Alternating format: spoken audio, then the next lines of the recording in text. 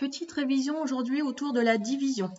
Donc c'est comme ça qu'on a appris à résoudre une division pour commencer. Donc il ne s'agit pas d'une opération posée en colonne, il s'agit de résoudre une division en faisant un dessin et en comprenant bien que la division est un partage. On partage une quantité entre plusieurs personnes ou en plusieurs parties, disons. Donc pour démarrer, nous allons prendre l'exemple du nombre 426 que je divise, donc ça c'est le signe divisé, que je divise par 3. Donc comme je divise par 3, je vais donc procéder comme ceci. On va faire un tableau, ou 3 colonnes en tout cas, donc on fait 3 colonnes rapidement sur un brouillon par exemple, et parce qu'on divise donc par 3. Donc moi je vous ai représenté avec des personnages, voilà. 3 personnages, donc notre nombre 426, je veux le partager entre 3 personnes.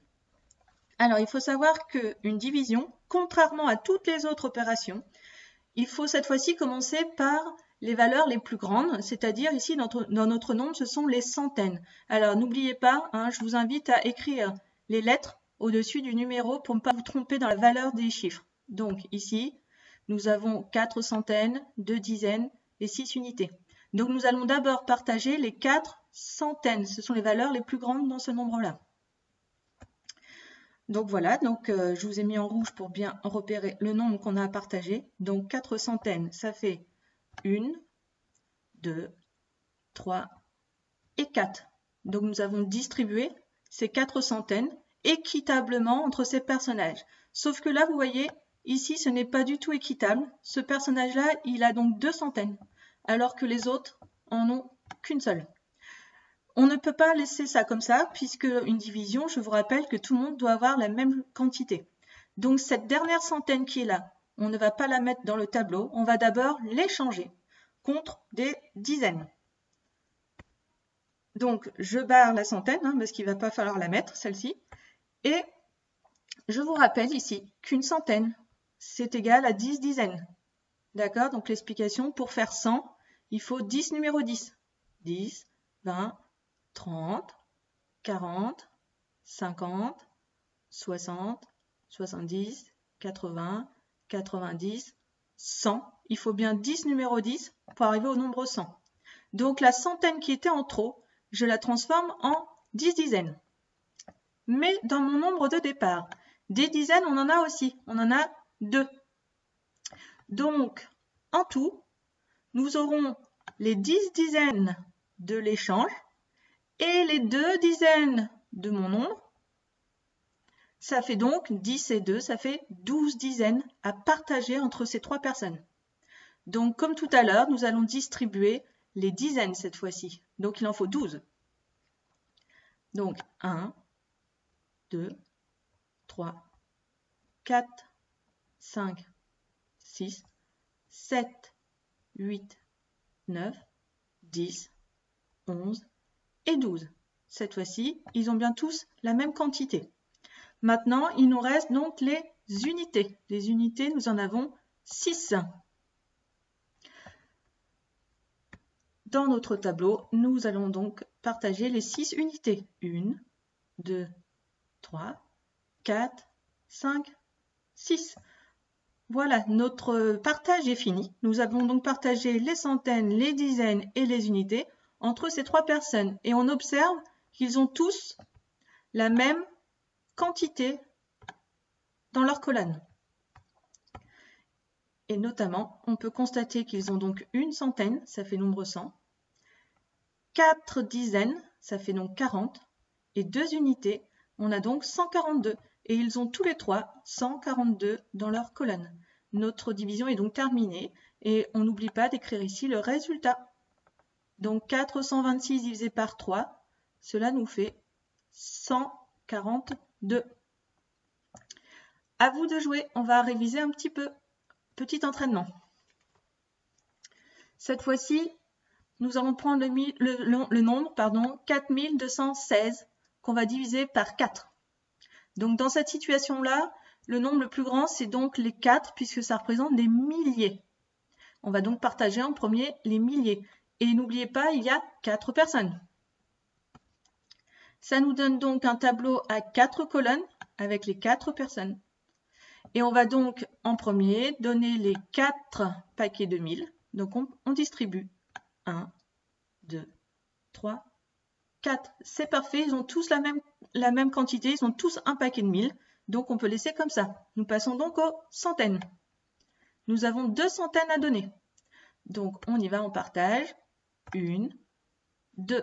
Ah, vous avez peut-être constaté même avant de partager que donc ça ne va pas du tout puisqu'ils n'ont pas tous la même quantité de centaines. Ces deux-là, ils n'en ont pas. Donc si eux, ils n'en ont pas, il ne faut pas donner les 2 centaines-là à ces personnages-là. On va donc, comme tout à l'heure, échanger les paquets de 100. On va les échanger contre des dizaines. Donc, on les barre. Et donc, on rappelle une centaine, donc je l'échange contre 10 dizaines. L'autre centaine aussi contre 10 dizaines. Donc, ça fait que nos 2 centaines en tout, on les échange contre 20 paquets de 10. Très bien. Et dans mon nombre, attention, il y a aussi des paquets de 10, il y en a un. Donc, nous aurons 20 paquets de 10, 20 dizaines, plus la dizaine de mon nombre. Ça fait 20 plus 1, 21 dizaines à distribuer. Donc, dans notre tableau, on va partager les 21 dizaines. Alors, nous avons donc 1, 2, 3, 4, 5, 6, 7, 8, 9, 10, 11, 12, 13, 14, 15, 16, 17, 18, 19, 20 et 21. 21 dizaines. Donc, vous constatez rapidement que ce personnage-là, il a une dizaine de plus que les autres. Ce n'est donc pas équitable, c'est pas juste. Donc, cette dizaine-là, on va l'enlever pour pouvoir l'échanger contre des unités. Donc, on la supprime ici et on va l'échanger. Donc, je rappelle, une dizaine est égale à 10 unités.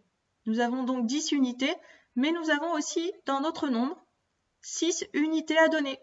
Donc, les 10 unités de notre échange, plus les 6 unités du nombre, 10 plus 6, ça fait 16. 16 unités à distribuer. Donc, dans le tableau, on distribue les 16 unités. 1, 2, 3, 4, 5, 6, 7, 8, 9, 10, 11, 12, 13, 14, 15, 16. Ça y est, notre partage est fait. Nous avons partagé les milliers, les centaines, les dizaines et les unités. Nous constatons que dans le tableau, tout le monde a la même quantité. Donc, il n'y a plus qu'à regarder combien ça leur fait chacun. Donc, on a un paquet de 1000.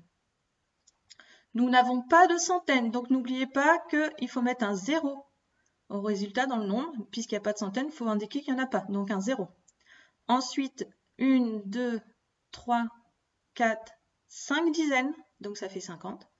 Et 4 unités, ça fait 4. Donc ça fait en tout 1054.